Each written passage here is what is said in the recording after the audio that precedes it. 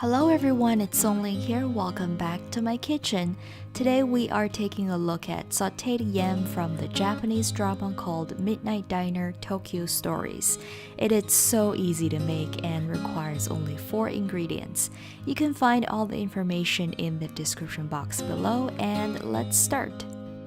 First, let's wash and peel some Chinese yam. You want to be cautious when doing this because once it's peeled, it releases a slippery mucilage which contains plant alkaloid and can make your skin really itchy. That's not a pleasant feeling, so wear gloves if you can. Cut the peeled Chinese yam crosswise into half-inch thick pieces. And that's all the prepping work you need. Easy, hey?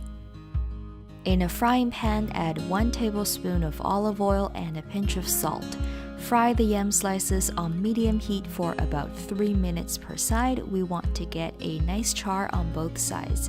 Add 1 tablespoon of soy sauce, shake the pan to make sure all the yam pieces are coated. Continue to cook for a couple more minutes, flipping halfway.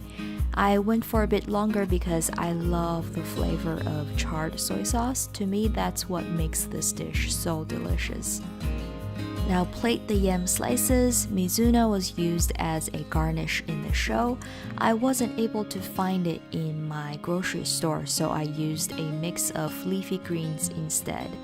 The Chinese yam has a light and crispy texture and slightly sweet taste, which goes really well with the charred soy sauce on the outside. It was so delicious, I actually finished the entire plate in 5 minutes with a bowl of rice. I hope you enjoyed this video. Comment down below if you have any questions. I will get back to you as soon as possible. Subscribe if you haven't. I upload every Monday and Thursday. Thank you so much for watching, and I will see you in my next video. Bye!